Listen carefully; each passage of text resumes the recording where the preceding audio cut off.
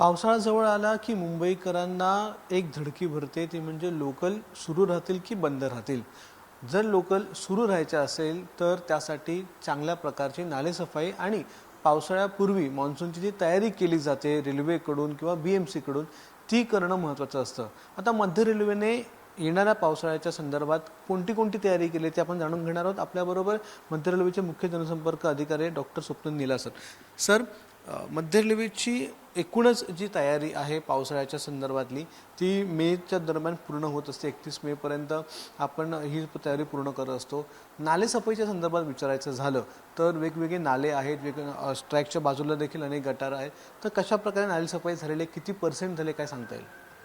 यामध्ये मध्य रेल्वेचं जे उद्दिष्ट आहे, यामध्ये नालेसफाई ही 31 मेपर्यंत पूर्ण करण्याचा मानस आहे. यामध्ये प्रामुख्याने BMCचा देखील यात रोल इक्वॅलंट येतो. यामध्ये BMCच्या माध्यमातून आपण बऱ्याचशा नाल्यांची नालेसफाई करतो.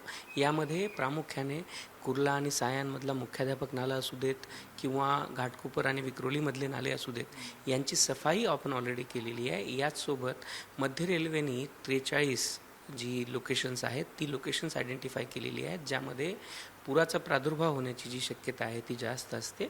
या लोकेशनमध्ये मध्य रेल्वेद्वारा जवळजवळ 66 पंप हे लावण्यात येणार आहेत. याचसोबत BMCच्या माध्यमातून देखील बरेचसे पंप आपण डिप्लॉय केलेले आहेत.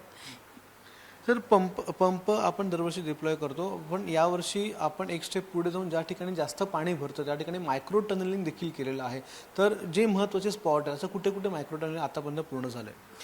आपण मायक्रो टनलिंगच्या माध्यमातून आत्तापर्यंत टोटल 10 ते 12 स्पॉट पूर्ण केलेले आहेत. त्यामधले 3 प्रामुख्याचे स्पॉट जे आहेत, यामध्ये मुख्याध्यापक नाला आहे, याचसोबत आपला घाटकोपर आणि विक्रोलीच्या दरम्यान जो नाला आहे, ज्याला आपण गोदरेज नाला म्हणतो, या नाल्याचे देखील आपण मायक्रो टनलिंगच्या माध्यमातून काम केलेलं आहे. याचसोबत वॉटरवे ऑगमेंटेशनचं जे वर्क असतं, ज्याच्यामध्ये आपण सध्या परिस्थितीमध्ये जो नाला आहे त्या नाल्याची जी खोली आहे ती वाढवतो किंवा त्याचा जो व्यास आहे तो वाढवतो. यामध्ये देखील ठाणा स्टेशनच्या लगतचा नाला असू द्यात किंवा बाकीचे नाले असू द्यात, यांचं काम करण्यात आलेलं आहे. याशिवाय जर आपण पाहाल तर मागच्या वर्षी मध्य रेल्वेमध्ये फक्त 2 वेळेस जी ट्रॅफिक आहे ती थांबली होती. यामध्ये एके जागी भांडूपच्या जागी प्रामुख्याने नवीन प्रमाणाचं जे बांधकाम करण्यात आलेलं होतं, त्या बांधकामामुळे तिथल्या पाण्याच्या जाण्याला अडसर निर्माण झाला होता आणि हे बांधकाम रेल्वेच्या बाउंड्रीच्या बाहेर करण्यात आलं होतं.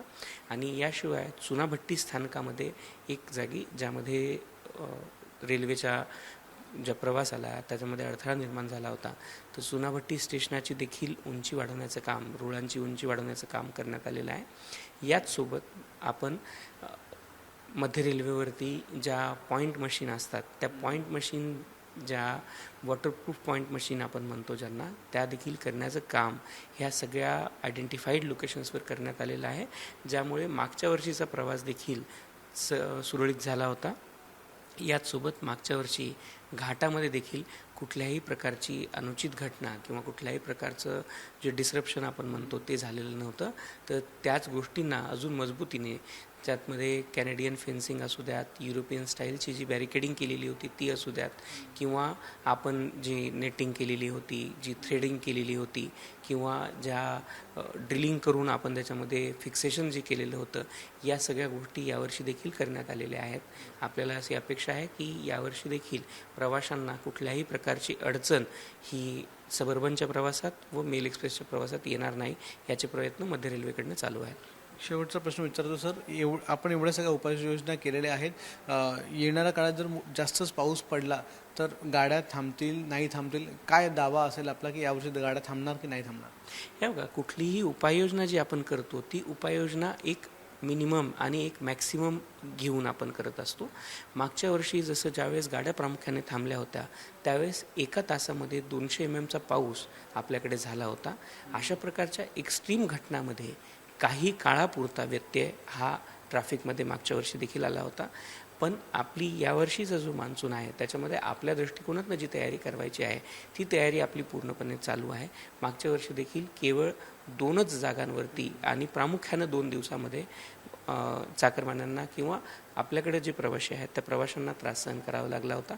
आपला असा प्रयत्न आहे या दोनही ठिकाणी यावर्षी जलभराव होऊ नये आणि त्यातून लोकलच्या यांना अडचण येऊ नये हा आपला प्रयत्न चालू आहे.